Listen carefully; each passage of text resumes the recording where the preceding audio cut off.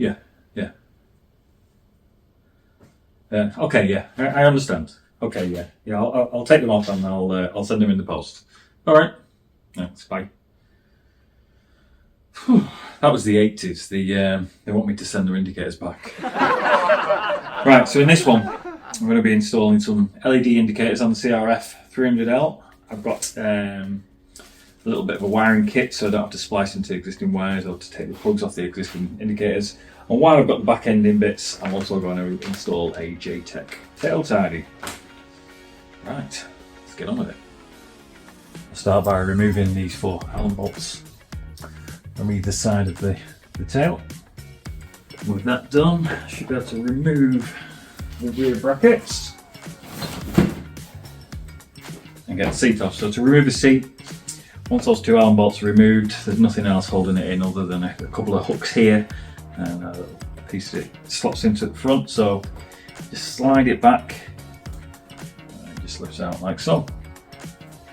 This rear piece of trim can then be removed. There's no more screws or bolts holding this in, just a couple of lugs here and here which you need to wangle out of their little recess, and then you can remove this section.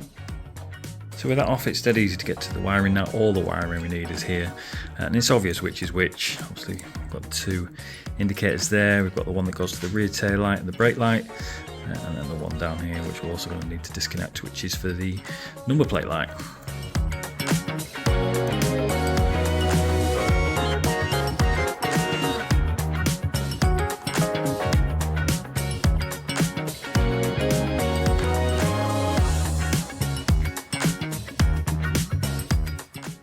Okay, so there's the original indicator, and this is the new one I've gone for. These are the similar to the ones you get on the Africa Twins and even on the CRF rallies. I wanted to go for them, because like I say, because Honda used something similar already. Wiring's slightly different, so this is the original one. As you can see there, the plugs on the end of the original one. This is the plugs on the aftermarket one. As you can see, very different. Now in theory, you could just remove these from this and splice them onto here, but for a couple of quid I bought this adapter cable, which just makes it a bit cleaner. So I'm just going to plug the LED ones into there, and then I've got the OEM connectors on the end.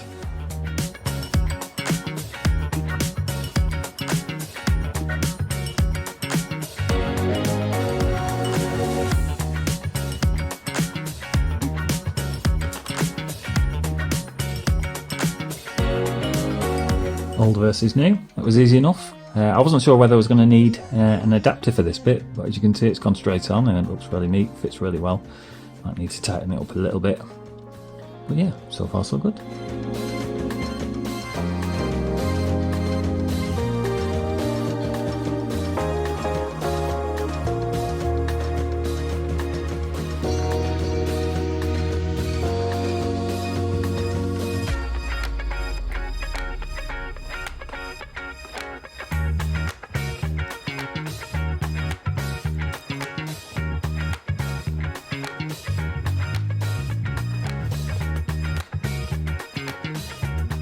Right, that's the 2 rear indicators fitted.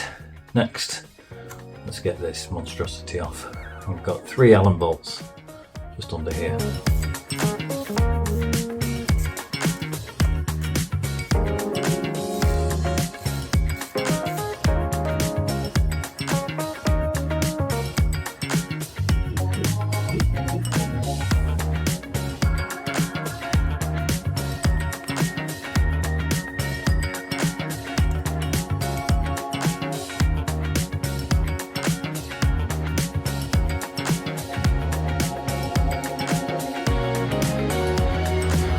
Okay, so I've just tidied up the cables a little bit of electrical tape, cable tie on each side.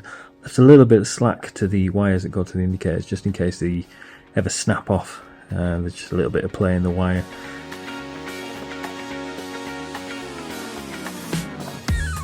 Seat concept seat. Separate video on this coming soon. Okay, so onto the front. So to do this, we need to remove the front lights cluster. It's straightforward enough. There's 2 torque bolts on this side and 2 on this side. T30s I think they are.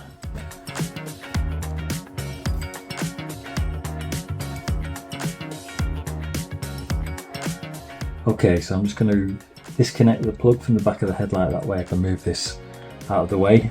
To remove the plug, you just pinch on the sides, both sides.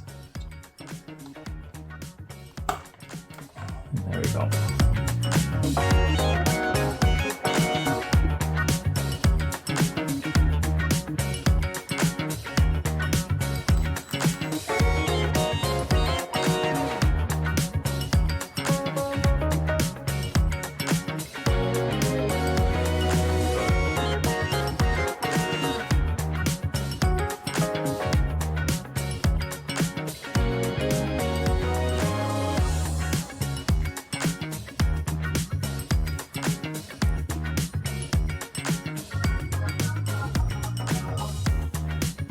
Again, like the back one, the indicator's gone straight onto the original mount.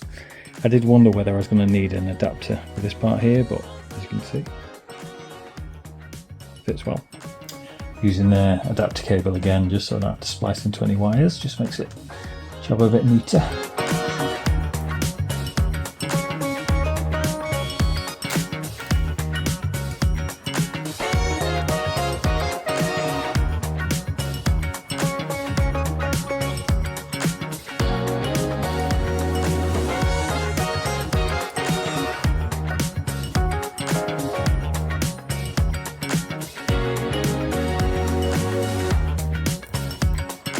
Right, just before I put the headlight back on, I'm just going to show you why this is a little bit more tricky than you think to take off. Basically, this one bush here needs to go over this lug that's located just here.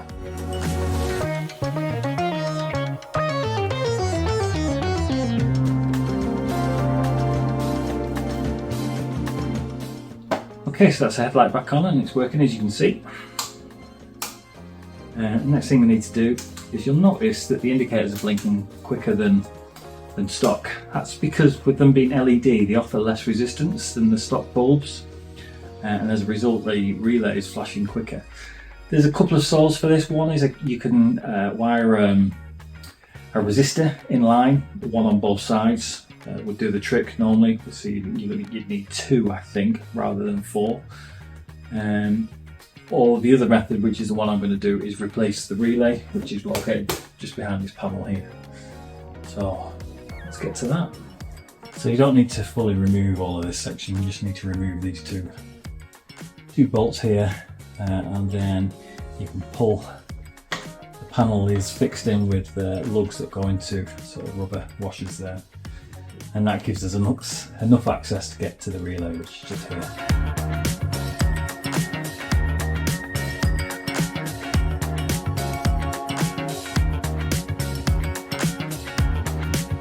Right, it's a different day now because I had to order the relay. This is the original one, this is a new one. As you can see, it's quite a bit bigger, but it's a 3-pin, so it's got the same plug on the end.